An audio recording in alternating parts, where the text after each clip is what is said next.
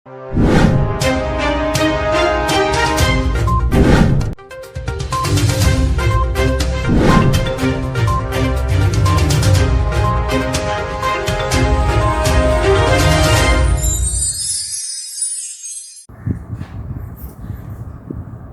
sejahtera kepada semua.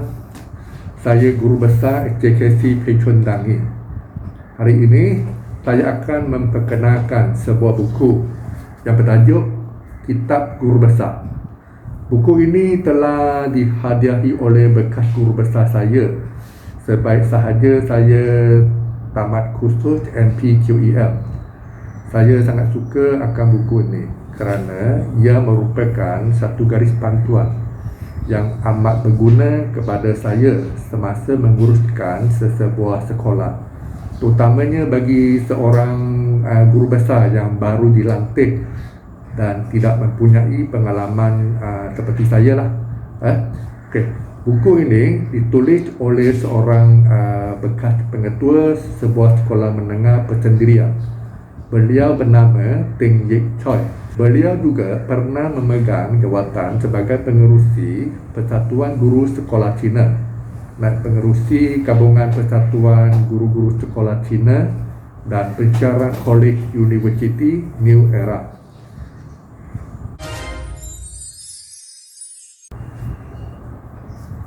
Buku ini mengandungi 66 bab yang berkaitan dengan pengurusan sesebuah sekolah dalam pelbagai bidang. Contohnya, jenis-jenis cabaran dan cara untuk menanganinya, jenis-jenis organisasi pentadbiran, persediaan atau perancangan sesuatu program, jenis-jenis mesyuarat dan cara pelaksanaannya, bimbingan dan kaunseling, penyelenggaraan dan penambahbaikan kemudahan-kemudahan sekolah dan lain-lain lagi.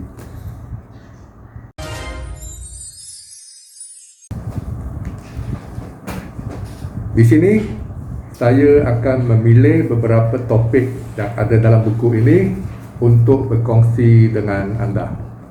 Pertama, gaya kepemimpinan guru besar.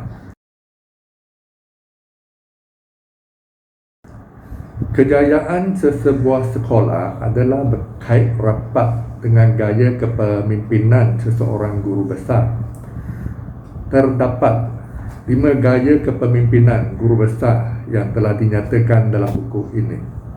Antaranya autokratik, demokratik, laissez-faire, instructional dan transformational. Sekarang saya buat penerangan sedikit tentang setiap gaya kepemimpinan. Pertama, gaya kepemimpinan autokratik adalah lebih mengutamakan kepada kehendak kerja dan menyelesaikan tugas. Guru besar jenis ini akan mengarahkan gurunya untuk menyempurnakan tugasan mengikut arahannya.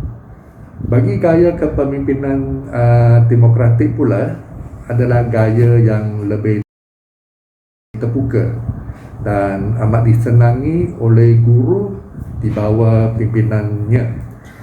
Guru besar mampu menerima kritikan dan pendapat daripada gurunya dengan hati yang terbuka. Manakala bagi gaya kepemimpinan laissez-faire ialah guru besar yang memberikan kebebasan sepenuhnya kepada guru dalam pembuatan keputusan dan menyiapkan kerja dengan apa sahaja cara yang sesuai. Seterusnya, kepemimpinan instructional merujuk kepada segala tingkah laku pemimpin sekolah yang dilaksanakan dengan tujuan memaju dan menambah baik proses PDP di sekolah yang melibatkan guru, murid, ibu bapa, perancangan sekolah, pengurusan sekolah, kemudahan sumber dan budaya sekolah. Guru besar yang mengamalkan gaya kepemimpinan tersebut akan menjadi ejen perubahan dan mewujudkan persekitaran yang kondusif di sekolah yang dapat memberi impak yang ketara dalam kecemerlangan pelajar.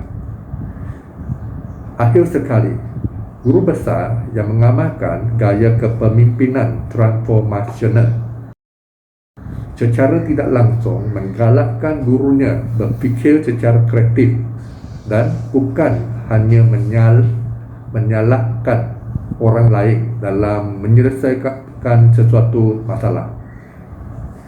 Kepemimpinan transformasional berjaya mengubah sikap orang yang dipimpin, iaitu dari sikap yang mementingkan diri sendiri kepada sikap bekerjasama.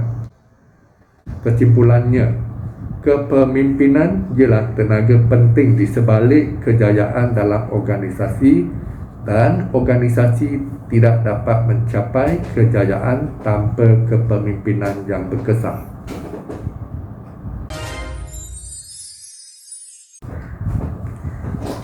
Satu lagi topik yang ingin saya berkongsi dengan anda ialah keselamatan dalam kawasan sekolah.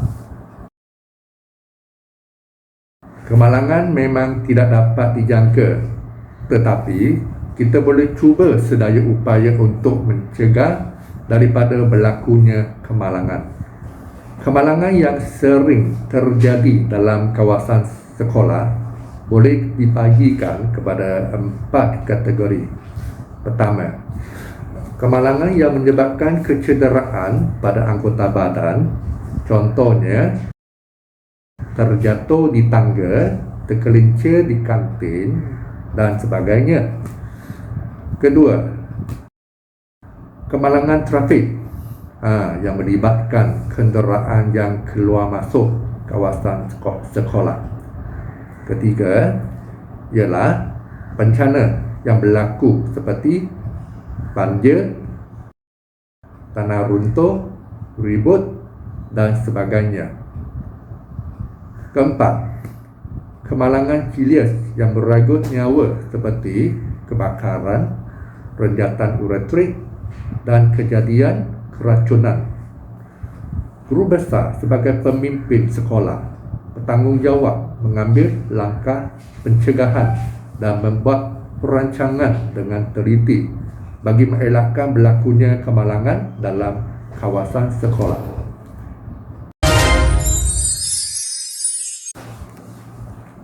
Topik seterusnya adalah berkenaan pengurusan stres. Punca-punca seperti kekurangan sokongan, gangguan persekitaran, budaya organisasi, hubungan sesama pekerja dan sebagainya boleh mencetuskan stres. Stres boleh menyebabkan prestasi kerja menurun. Kadar ketidakhadiran kerja meningkat disebabkan pengambilan cuti sakit, kemurungan, denyutan jantung menjadi pantas, mengabaikan tanggungjawab, emosi tidak stabil, motivasi kerja yang rendah dan lain-lain lagi. Berbagai cara telah disarankan oleh penulis dalam buku ini untuk mengatasi masalah stres. Antaranya adalah seperti beriadah.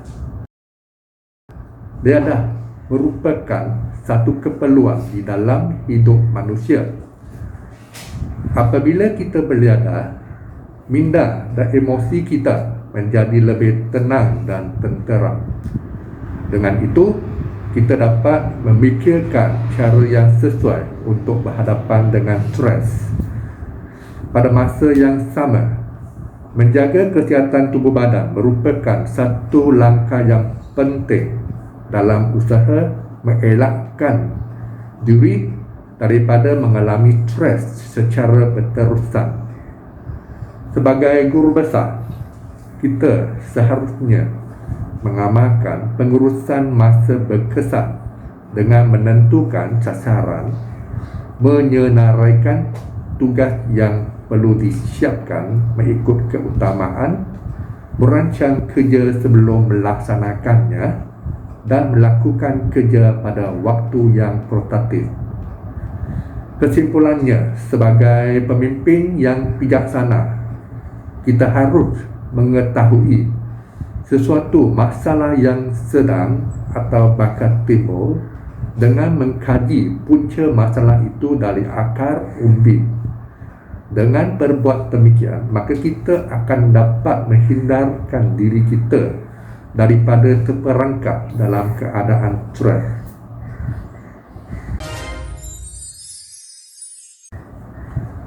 Topik perjumpaan ibu bapa atau penjaga turut disarankan dalam buku ini.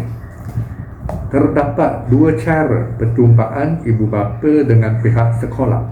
Antaranya ialah ibu bapa datang ke sekolah untuk jumpa guru besar.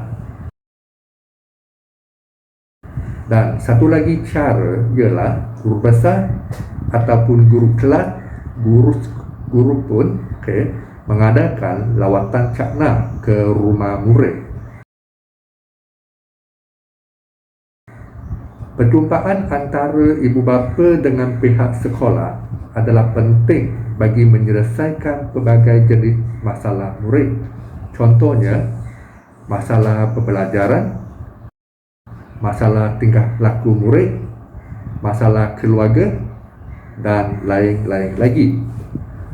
Berdasarkan penerangan penulis buku ini, guru besar perlu mengetahui cara-cara untuk melayan pelbagai ragam ibu bapa. Guru besar juga bertanggungjawab mendidik guru tentang perkara-perkara yang perlu dititik beratkan semasa membuat lawatan cakna ke rumah murid.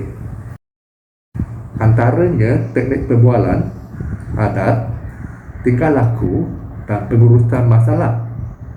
Kesimpulannya, segala usaha menjalin perhubungan baik antara ibu bapa dan pihak sekolah adalah demi kepentingan murid.